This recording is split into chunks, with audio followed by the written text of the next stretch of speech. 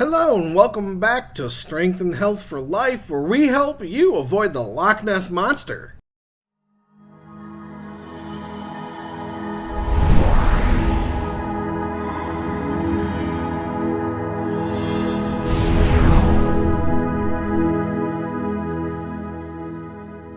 Hello! Welcome to day 109 of our wellness journey together. Before we begin, we ask that you smash that like button down below, subscribe to this channel, click the notification bell to receive all alerts, and watch the video all the way through. Also, if there are any topics you'd like to see in this channel, please leave your suggestions in the comment section below. By the way, if making some extra money while working from home will help you out, take action now and click the first link in the description to learn how. As we journey forth in our lives, we just hear many things about health and wellness that just don't add up. So many so that I decided to make a series. With that in mind, my offering up to all of you today is yet another 5 health and wellness myths that you should not believe. Because there's so much misinformation about the health and wellness industry out there, I took it upon myself to help you realize what those myths are so that you can avoid them. And through our weight loss and wellness journeys, I've provided so much good information that'll help you achieve your weight loss and fitness goals. So what kind of information, you may ask? Click the banner right about here to see our weight loss journey in order to find out for yourself. So here's 5 more myths about the health and wellness industry that you should just not believe. Number 1, eating fat makes you fat. Well, this one's just simply not true.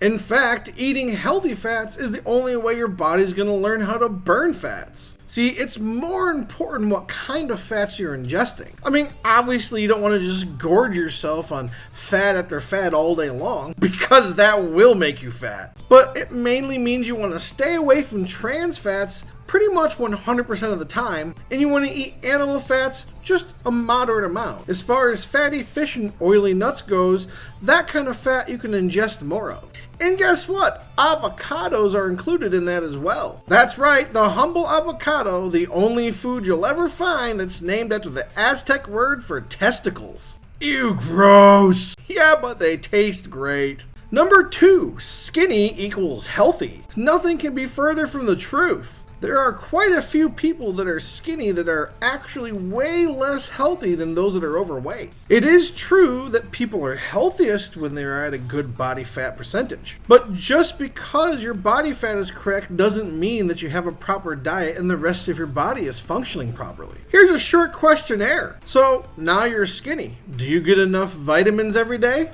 Are you drinking enough water? Is your diet balanced? Are you eating meats? Are you eating fish? I ask these questions because there's a lot more to being healthy than just whether you're skinny or not. In fact, there's plenty of people that are overweight that are actually quite healthy. As an example, I take myself. My cholesterol is fine, my blood pressure is fine, I'm not even pre-diabetic. Now, I still want to lose weight so I can be at my best. Plus, I still want to look better, because it'll make you feel better about yourself. But I'm actually quite healthy. Now, being overweight is more taxing on your body and therefore may shorten your lifespan, which is yet another reason I would like to lose weight so that I can live longer. But because I am healthy, I don't need to lose weight super quickly, because I would rather eat properly and maintain a body weight for the rest of my life once I reach it. I also want to make sure that I have all the proper nutrients coming into my body. So yeah, don't believe that myth that just because you're skinny that means you're healthy. Number 3, starve yourself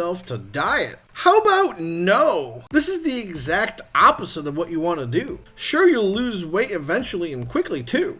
But here's a secret you may not know.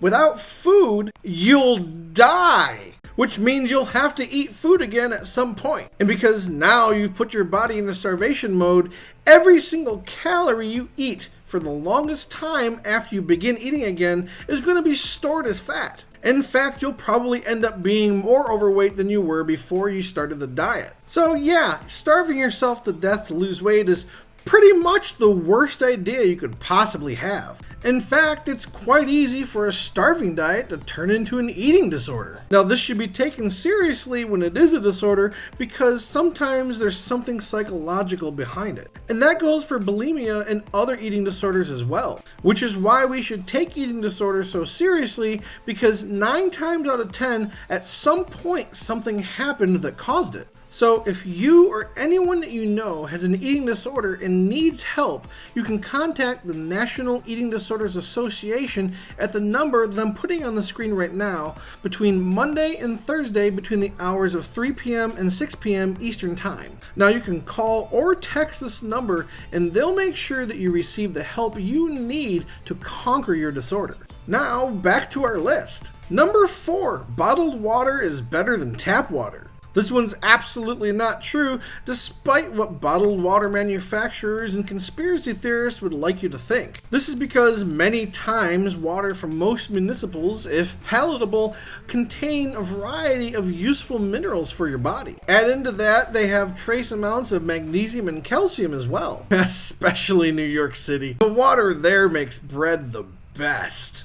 Now, I still drink bottled water because where I live, the water tastes really weird. That's because I live near the ocean, so it needs to be treated a little bit differently, which leaves the water tasting really strange and just not palatable to me. But where I previously lived, I drank tap water all the time. So again, don't leave out tap water just because you hear that it's not good for you, because that's just absolutely wrong. If you're interested in how much water you should be drinking and the health benefits of water and how it can help you lose weight, I did a whole video just on water. If you click the banner right here, you can see that video for yourself. Number 5, weight training makes you bulky.